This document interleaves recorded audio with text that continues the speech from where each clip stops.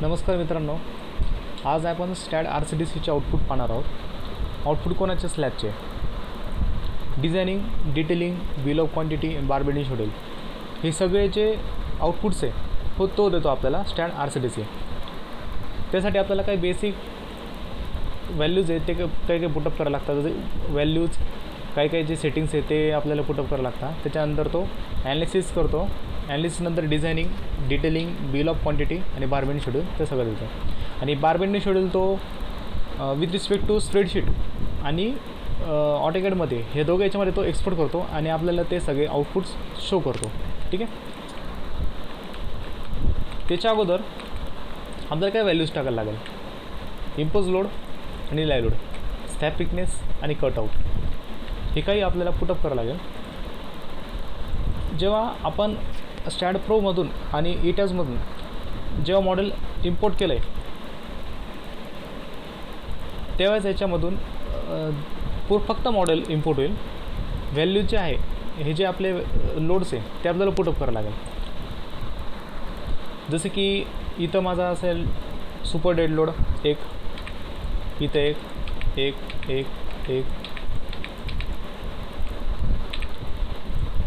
प्रत्येक स्लॅबला,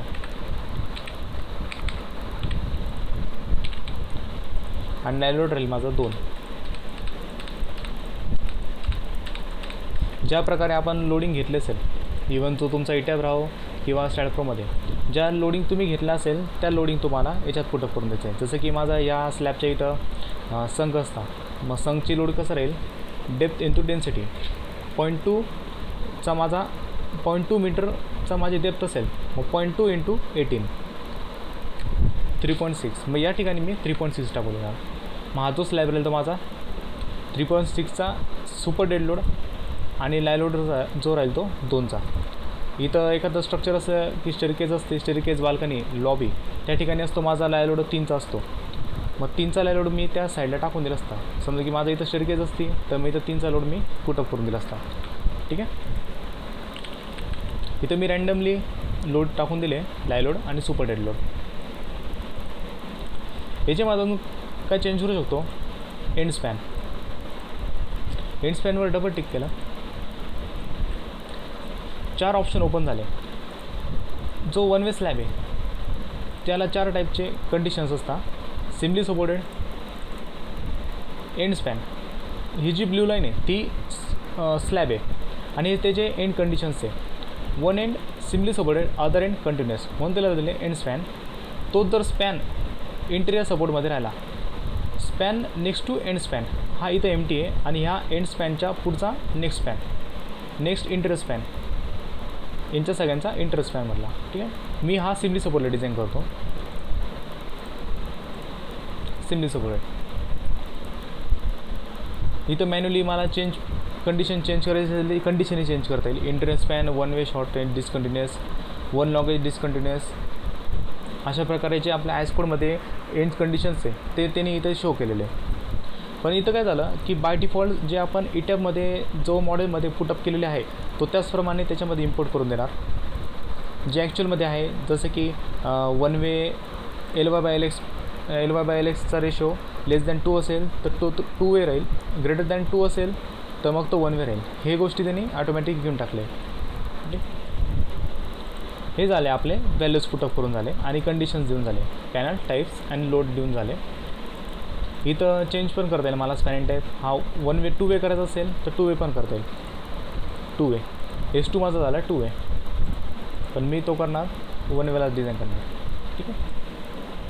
एखादा स्लॅब आहे तो कॅन्टिलिव्हर करायचा असेल, आम्हाला कॅन्टिलिव्हर पण करता येईल. मग कॅन्टिलिव्हरसारखे तो पूर्ण ॲक्ट होऊन जाईल. बाय डिफॉल्ट इथं 2 वेज राहू दे ना. Setting, design parameter. डिझाईन पॅरामीटरमध्ये 2 ऑप्शन आहे, 2 स्टाईल आहे, कर्टेल बार आणि बेंटअप बार. कर्टेल बार पण आता काही जणांची प्रॅक्टिस राहते. काही जण कर्टेल बारमध्ये साईटवर कन्स्ट्रक्शन करतात, काही बेंटअप बारनुसार कन्स्ट्रक्शन करतात. तर आपण कोणत्या स्ट्रक्चर कन्सल्टंट कोणत्या वेने डिझाईन करणार आहे आणि कोणत्या वेने तिथं साईटवर मेंटेन करणार आहे ह्या गोष्टी ह्या खूप इम्पॉर्टंट आहे.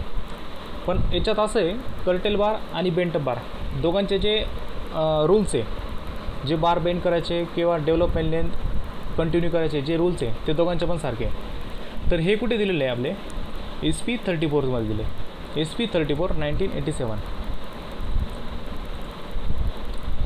आपण कोड पण पाहू SP 34 जो की डिटेलिंगसाठी आहे आणि विथ रेफरन्स ऑफ IS 456.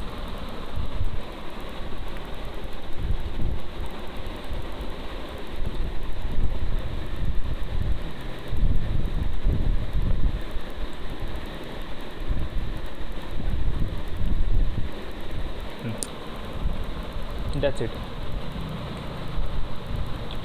दोन ऑप्शन बेंट अप बार आणि कर्टेल बार, दोघांचे एंड कंडिशन सेम आहे. जो बेंड करणार आहे तो किती सपोर्टपासून, सपोर्टच्या सेंटरपासून 0.15 × L1 आणि कर्टेल बारला 0.50 × L1. सेम कंटिन्युअस स्लॅबला जो बेंड केलेला आहे सपोर्टपासून 0.25 × L1, याला पण 0.25 × L1. बार बेंड करून जो पुढच्या स्लॅबमध्ये कंटिन्युअस बार गेलेला आहे, जो त्याची डेव्हलपमेंट लेंथ किती घेतली यांनी 0.3 × L, 0.3 × L. दोघांना पण सेम आहे. युजिंग बेंटअप बार ही कंडिशन A आणि ही condition B, using straight bar means curtail बार.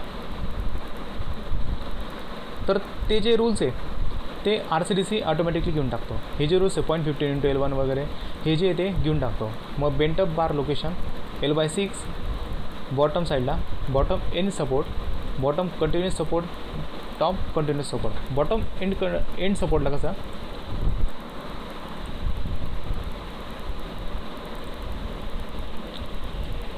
0.15 × L1 म्हणजे 1/0.15 केलं तर L/7. माझी व्हॅल्यू आली 6.66. मी सेपर साईडला 6 राहू देतो म्हणजे बाय डिफॉल्टच व्हॅल्यू राहतो त्याच्यामध्ये. मग ही 6 कंटिन्युअस स्पॅनला 0.25 × L1 मीन्स L/0.25 केलं तर 4ची व्हॅल्यू आली. जो कंटिन्युअस चालला आहे दुसऱ्या स्लॅबमध्ये त्याची पण 4ची व्हॅल्यू आली 0.3 × L1. मग मी राऊंड अप करून घेतो, याला 4चीच राहू देतो बाय डिफॉल्ट. ही पण इथं मॅन्युअली चेंज करायचं चेंज करू शकतो. इथं 3 वाटत असेल 3 राहू द्यायचा. ही सेपर साईडला 3 बाय डिफॉल्ट मी 4 राहू देतो. ठीक आहे. तर बेंटअप बार मला बेंटअप बारनुसार डिझाईन करायचे आहे, जे मी जो आपल्या लोकली अवेलेबल होतं. आता इंडियामध्ये तरी सगळेच जे स्लॅब राहतात तर बेंटअप बारनुसारच होता. ओके. आता L/D रेशो आपल्या IS 456मध्ये L/D ratio कॅन्टिलेव्हरला 7, 20, simply सपोर्टला continuous स्लॅबला 26, 2 वे स्लॅबला 28 तर कंटिन्युअसला 32. As per IS 456 clauses 24.1. Material कॉन्क्रीटसाठी M20 आणि स्टीलसाठी Fe 500. कवर 20 आणि minimum thickness स्लॅबला basic practice 125. Detailing option रिबारला किती मी चॉईस करतो, याला 10चा बार. ठीक आहे. स्पेसिंग चॉईस करतो 150 किंवा 272 200 इकॉनॉमिकल. बेंटअप बार टाकले. बार चॉईस कोणतं करायचा, रिबार डायमीटर 8 करणार, 10, 12, 16 राहू देतो, 60 पण अनटिक करतो, 32 untick. Only 3 bar choice. रिबार spacing 100, maximum spacing 200, round of 25. Round of म्हणजे कसं, जर की माझी स्पेसिंग 105 आली असेल तर 25 राऊंड ऑफ म्हणजे कसे 100 येऊन जाईल. 100, 125, 150, 175, 200 अशी ती राऊंड ऑफ होऊन जाईल. बस. ओके.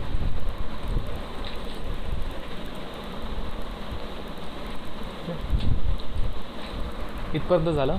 त्यानंतर डिझायनिंग, ऑटो डिझायनिंग.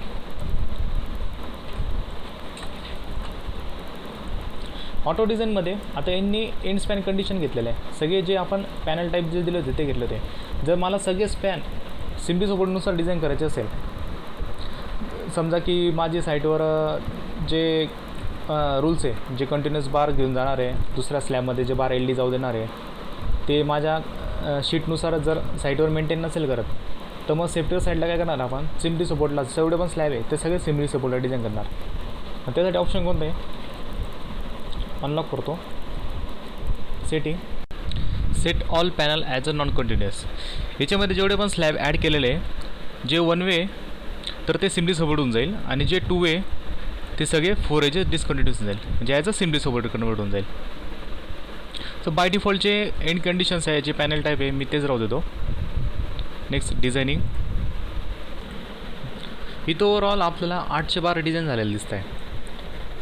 तर 800 बार बॉटम साईडला at LX shorter span, LY longer span.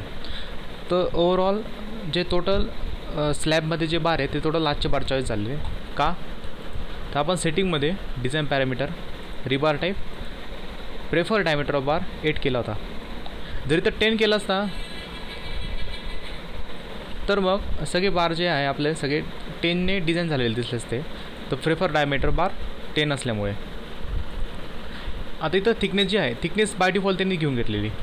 जो फ्लेक्झर चेकसाठी डिझाईन झालेला आहे तर त्यांनी तो बाय डिफॉल्ट तोच घेऊन घेतलेला आहे. याला एक ट्रायल, एक टार्गेट थिकनेस पण देतात ते. ते कसं काय, model unlock, thickness 125, copy and paste. या ठिकाणी स्लॅबला कटआउट पण देऊ शकतो. इज कटआउट फॉल्स, ट्रू केलं तर कटआउट भेटून जाईल आपल्याला, आणि तिथून स्लॅब रिमूव्ह होऊन जाईल. आणि फॉल्स केलं तर बाय डिफॉल्ट जसा येईल तसा होऊन जाईल तो फॉल्स. हे का बरं होतं, जेव्हा आपण RCD इटॅज म्हणून किंवा स्टॅडप्रोमधून इम्पोर्ट करतो फाईल्स, तर काही एरर्स भेटतात आपल्याला. ज्या ठिकाणी स्लॅब असतात त्या ठिकाणी कटआउट होऊन जातात, आणि जिथं कटआउट असतात तिथं स्लॅब होऊन जातात. तर त्यासाठी RCDCने एक प्रोविजन्स दिलेली आहे. जर आपल्याला इथं कटआउट पाहिजे असेल तर कटआउट स्लॅब जर बाय डिफॉल्ट आला असेल तर, आणि जर नसेल तर मग कटआउट रिमूव्ह करू शकतो. All okay, support. Next designing. इथं स्लॅब फेल झाला आहे, कोणता, S2. वाय दिस, आपण याला टार्गेट डेप्थ दिली होती 125 बेसिकली, आणि जो सिम्पली सपोर्टला हा डिझाईन झाला आहे, सिम्पली सपोर्ट आल्यामुळे याला स्लॅब जो आहे तो थोडा हेवी झालेला आहे. आता याची डिझायनिंग पाहू. Right click, designing. इथं 3 ऑप्शन होतं. आता analysis and designing, only designing, आणि मल्टी इम्पोज लोडिंग. मी एक इनिशियलला तुम्हाला बोललो होतो की ॲनालिसिस अँड डिझायनिंग हा स्लॅबच्या केसमध्ये, RCDC स्लॅबच्या केसमध्ये ॲनालिसिस अँड डिझायनिंग करणार. पण बाकीचे जेव्हा column, beam, footing, file cap याच्यामध्ये तो ॲनालिसिस करत नाही. ॲनालिसिसचा जो डाटा आहे तो फक्त एटॅब आणि स्टॅडप्रोमध्येच करायला लागतं. हे तुम्हाला समजून घ्यायला लागेल. स्लॅबच्या केसमध्ये ॲनालिसिस अँड डिझायनिंग हे दोघं पण करेल, ॲनालिसिस पण करणार. का बरं, आणि हे जे स्टॅड RCDC आहे हे स्लॅब इडलाईन थेरीनुसार डिझाईन होतो. ठीक आहे. तर मग ॲनालिसिस अँड डिझायनिंग इथं आपल्याला थिकनेस जी आहे ती इन्क्रीज करायला लागेल. पहिले तर 135, designing fail, 150 fail, slab fail in flexure designing, 175 fail, next 200 pass. इथं जर ॲक्सेप्टचं सिम्बॉल आला तर समजून घ्यायचं की तो पास झालेला आहे. यात रेनफोर्समेंट डाटा पण चेंज करता येईल, जसं की बार डायमीटर इन्क्रीज करून 10, आणि स्पेसिंग इथं ऑटोमॅटिकली आपल्याला चेंज झालेली दिसते. नेक्स्ट कर्टेलचं ऑप्शन कसं आहे, 2 कंडिशन्स पाहिले तर आपण इनिशियलला, A आणि B, कर्टेल बार आणि बेंटअप बार. तर मग जर की कर्टेलनुसार साईटवर कन्स्ट्रिक्ट करणार असेल तर मग आपल्याला कर्टेल बारवर चॉईस करायला लागणार, तिथं टिक करायला लागणार. मग तो या ठिकाणी तर टिक होत नाही आहे, तो आपल्याला डिटेलिंगमध्ये स्पेशली डिटेलच्या ऑप्शनमध्ये जाऊन तो टिक करायला लागेल. त्यासाठी टिक, इथं राईट क्लिक, डिटेल्स. मग या ठिकाणी आपल्याला टिक करायला लागणार. म्हणजे कर्टेल बार आहे, जेव्हा आपण सेक्शन इथून कट करू, जो स्लॅबमधून सेक्शन कट करणार त्या ठिकाणी आपल्याला तो कर्टेल बार ऑप्शन शो होईल.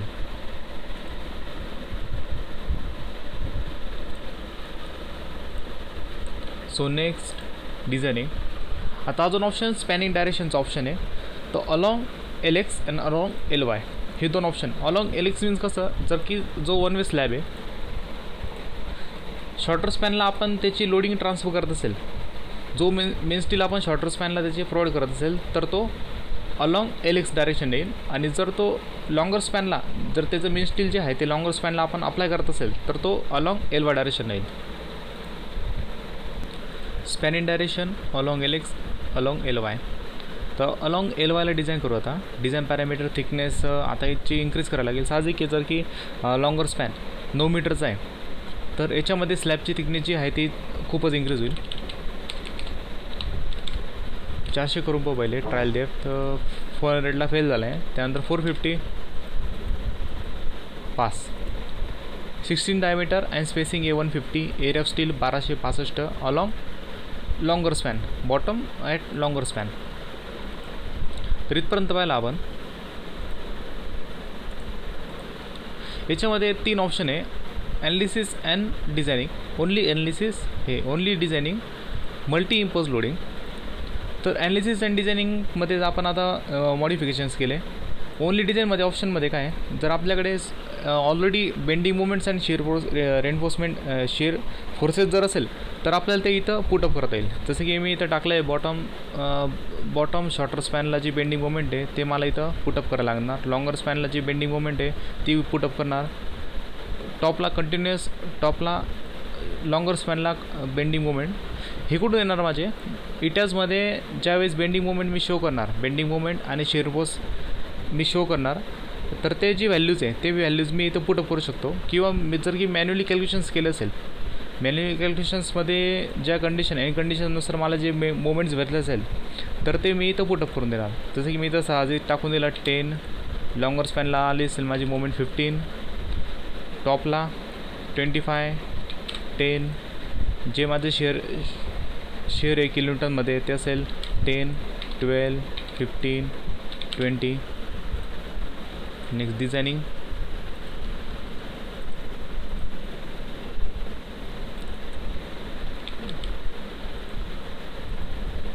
पास झाला आहे. तर अशा पद्धतीने जर की माझ्याकडे ॲनालिसिसचा डाटा असेल तोही तुम्ही ॲड करू शकतो. ठीक आहे. तर आतापर्यंत पाहिला आपण डिझाईनचा पार्ट. नेक्स्ट डिटेलिंगचा पार्ट पाहू. डिटेलिंगमध्ये report, test schedule, similar group. याच्यात आपल्याला ग्रुपिंगनुसार हवी असेल तर यस म्हणायचं. जो ग्रुपिंग नसेल हवं सिंगल याच्यामध्ये पाहिलं असेल तर मग नो म्हणून सिंगल पॅनल येऊन जाणार. तर याच्यात thickness, type, bottom steel, top steel, distribution steel. याच्यामध्ये डिस्ट्रिब्युशन स्टील कोणतं असतं, डिटेलिंगमध्ये जेव्हा बार बेंड करतो आपण, 1 वे स्लॅब राहो की 2 वे स्लॅब, जेव्हा बार बेंड केल्यानंतर ते जे टॉपचं स्टील आहे बेंड केलेलं, तर त्यांची जे टॉपचं स्टील स्पेसिंग मेंटेन करण्यासाठी आपल्याला काही डिस्ट्रिब्युशन स्टील प्रोव्हाइड करावं लागतं. ते डिस्ट्रिब्युशन स्टील किती आहे, T8 at 200, T8 at 200 distribution steel. Okay. Next report, general arrangement plan. ज्या जनरल प्लॅनमध्ये beam number, column numbers, slab numbers आणि त्याचे थिकनेस इथं आपल्याला शो होत आहे ओव्हरऑल प्लॅनमध्ये. आणि नेक्स्ट याच्यामध्ये जो आपण इटॅप्स किंवा स्टॅडप्रोमध्ये जे बीमचे सायझेस टाकलेले ते इथं इन्क्लूड झालेले आहे. हे जे माझे बीम नंबर आहे त्यांचे इटॅप्समध्ये मी किती टाकले होते, 230/380, आणि काही बीम्स आहे 230/450. ह्याचे 1, 8, 17, 19, 1, 8, 17, 19 हे 4च बीम मी फक्त 450चे घेतलेले, बाकी सगळे 380चे बीम घेतले.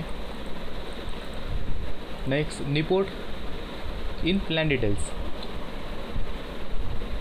हा जो प्लॅन डिटेल्स आहे, आता याच्यामधले जेवढे पण प्लॅन्स आहे ते आपले सगळे ऑटोकॅडमध्ये सेव्ह होता. सेव्ह करण्यासाठी इथं मी पाथ देतो याला,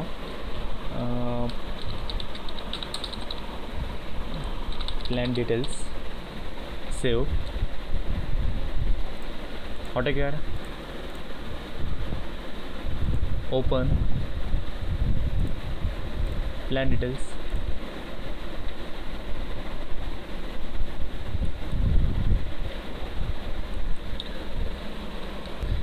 प्लॅन डिटेल्समध्ये आपण पाहतोय जे कंडिशन्स आहे, जे रूल्स आहे तर ते इथं फॉलो झालेले आहे.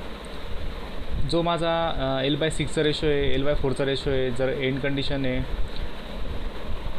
जो की इथं मी RCDC ओपन करतो, सेटिंग जनरल, बेंटअप लोकेशन्स दिलेले होते मग जिथं बॉटम एंड साईडला L/6, कंटिन्युअसला L/4, टॉप कंटिन्युअसला L/4, ते माझे इथं फॉलो झालेले ऑटोकॅडमध्ये डिटेल्समध्ये. जे कंटिन्युअस असेल, हा बार जो आहे माझा कंटिन्युअस इथं चालला आहे,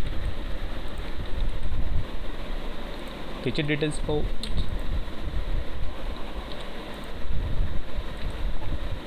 याची लेंथ किती इथं,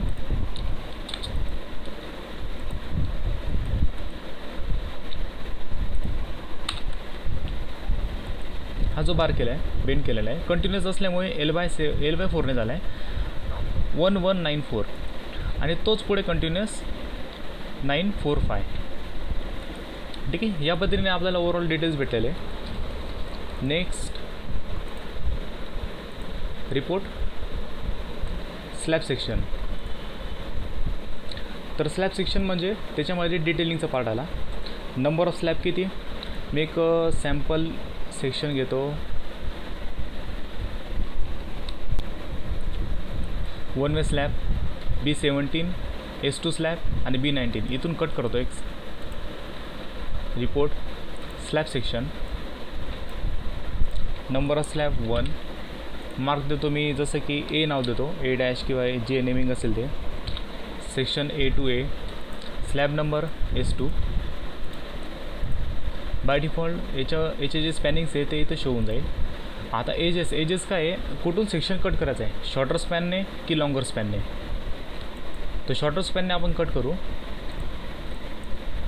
लेफ्ट सपोर्ट एंड, हे माझे एंड कंडिशन्स आहे दोघं पण. सिम्पली सपोर्ट घेतलेले आहे म्हणून इथं मी काय घेतले, लेफ्ट साईड आणि राईट साईड दोघं पण माझे एंड आलेले आहे. लेफ्ट सपोर्ट मार्क, मी इथं नाव देतो याला B17. नेक्स्ट या बीमची सायझेस आहे माझी, इटॅप्समध्ये सायझेस घेतली मी याची 230/450. Next right support mark B19, याचे सायझेस 230/450. इथं मी बाय डिफॉल्ट चेंज पण करू शकतो. मला हा बीम साईज वाटते, मला 600 करू वाटते, 600, पण याचा आणि डिझाईनचा काय संबंध नाही. ड्रॉ एक बीम B17 450 आणि B19 600. Section A' to A', width 230. Span भेटला आपल्याला क्लिअर 3770. जे बार आपण डिस्टन्स दिली किती आले त्याचे, T8/200 सेक्शन, आणि बेंड किती घेतला आहे, L/6 रेशोने 630 आणि L/6 रेशोने 630. जे मेन स्टील आहे, बेंटअप बार T10/200 अल्टरनेट बेंटअप, आणि लॉंगर स्पॅनला किती स्टील आलं त्याचं, T8/200. Slab thickness 200.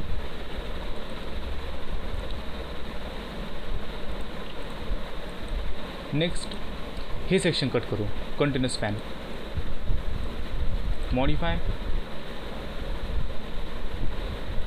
Slab section, number slab 4, section mark याला नेम देतो आता C. Slab number 4, 5, 6, 7, 4,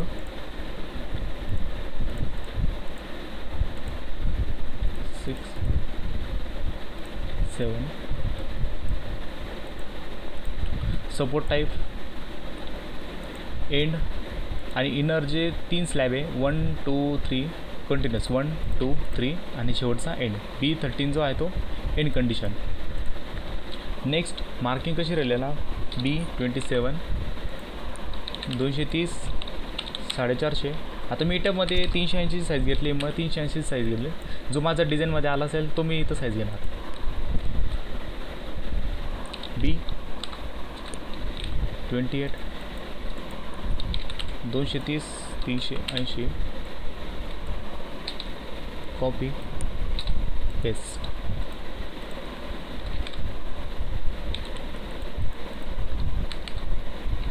$29, $30, $31. एक्झिस्टिंग जो स्लॅब सेक्शन होता त्याच्यामध्ये आपल्याला कंटिन्यू करायचं असेल तर एक्सपेंड एक्झिस्टिंगवर बजायला लागेल. जर टोटली नवीन ड्रॉ करायचं असेल, मागचे डिलीट करून नवीन ड्रॉ करायचं असेल तर ड्रॉ नेवर द्यायचं. मी एक्झिस्टिंग स्लॅबवर घेतो. माझा पहिल्याचाही स्लॅब आला आहे आणि जो आता करंट स्लॅब आला तो पण. पहिल्याचा 200 mm स्लॅबचा थिकनेसचा होता. आता जो भेटलेला आहे तो 125चा ओव्हरऑल स्लॅब भेटलेला आहे. त्याच्यामध्ये ते स्पॅनिंग कंडिशन त्यांनी ऑटोमॅटिकली येऊन घेतली आहे. Bottom steel T8 at 100 centre. Next इथून L/6 रेशो, इथून L/6 सॉरी. आता याच्यामध्ये कर्टेल बारनुसार त्यांनी अरेंजमेंट करून घेतलेले आहे. जो बार बेंड करून किती घेतला आहे 945. इथून बार बेंड करून म्हणजे तो L/4च्या रेशोने कंटिन्यूस घेतलेला आहे. ठीक आहे. अशा पद्धतीने आपल्याला ओव्हरऑल सेक्शन भेटून जातो. 4, 5, 6, 7 स्लॅब आणि सेक्शन CC. हा सेम आपला ऑटोकॅडमध्ये पण शिफ्ट होतो. Slab details two save.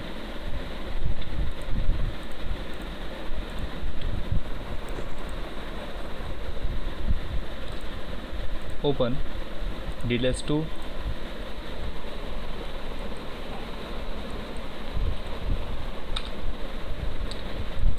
हा झाला माझं सेक्शन. आता हीच ड्रॉईंग मी साईटवर एज्युकेशनसाठी पाठवू शकतो. याचं डिटेलिंग कशी करणार आहे आपण तो पुढच्या पार्टमध्ये पाहणार आहे. ठीक आहे.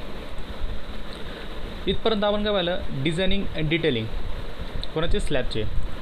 पुढच्या पार्टमध्ये आपण काय पाहणार आहे BOQ बिल ऑफ क्वांटिटी आणि बार बेंडिंग शेड्यूल. ठीक आहे.